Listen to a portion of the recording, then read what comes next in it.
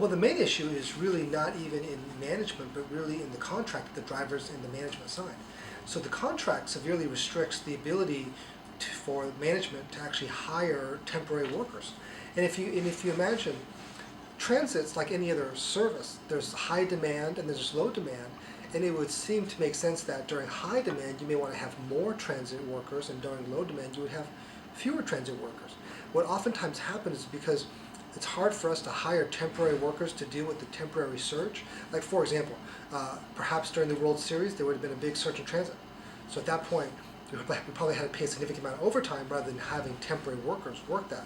So my understanding is that something that's been worked out in the contract. For me, if I were mayor, I would make sure that in the contract we were able to negotiate the ability to deal with the demands of a transit system that kind of ebb and flow. And that we make sure that, again, we want to make sure that the workers are getting adequate wage, the workers continue to be treated with complete respect, but at the same point, from operating a transit system, we need to make sure that we are making sure we have adequate staffing. For example, if you're a retailer during the holiday season, you have a whole number of temporary staff to deal with the crush of sales during that holiday season.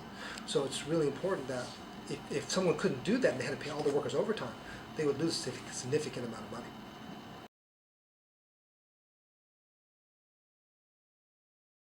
Well, one is making sure we reduce the work orders. I think that's one. Making sure that Muni operates more efficiently by implementing this transit effectiveness project. Reducing the work orders in half would save $30 million.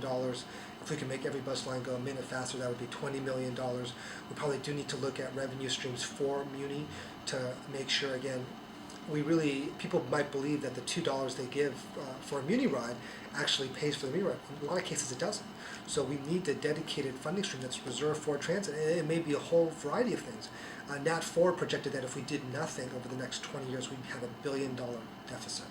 So again, I think we need to make Muni much more efficient, but if that doesn't get us all the way there, we might have to look at different revenue measures to bring a little more money in for Muni. And we got to make sure that it stays in Muni, it doesn't go somewhere else.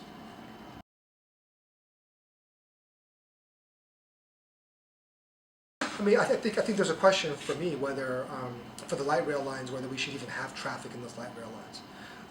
Because it really makes sense. If we have a transit-first policy, we should probably have more dedicated bus lanes and rail lanes. And that we need to make sure for everyone's safety. Again, it's not very safe when you have these bus lanes and you have pedestrians and you have cars. It doesn't really add for a very safe environment for anybody. But that from a safety point of view, probably makes a lot of sense to have dedicated, buffered bike lanes, buffered transit lanes to protect each other, protect all these different modes of transit.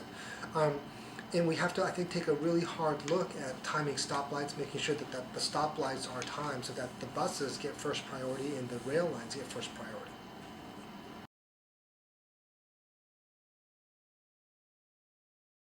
Well, I absolutely support the project. We've never regretted ever building the subway system.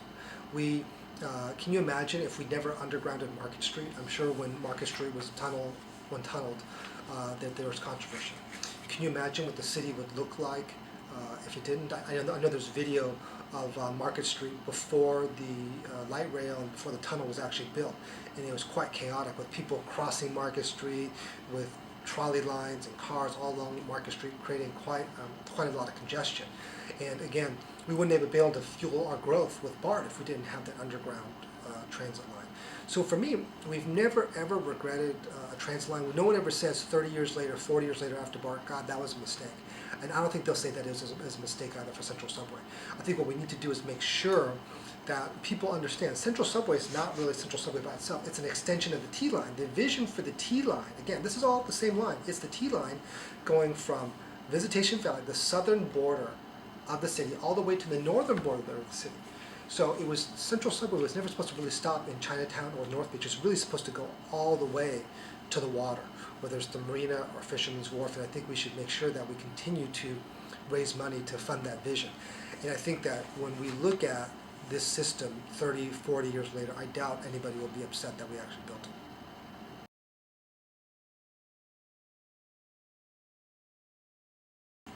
Well, I'm preferential. I like my and Judah line. I mean, that's my line, and I think for me, there's something about going from the Bay to the Breakers, and to have that line going through all those variety of neighborhoods. To me, it's quite fun, and I like it because it's also very efficient. It's a nice ride, and for me, I think oftentimes people forget that we actually have an ocean, that we actually border the ocean in San Francisco, and it's a reminder that we are a city that's surrounded by water on three sides, and that many of our communities that are along the ocean are quite vibrant and quite interesting, even though they don't get quite the press that much of our central city gets.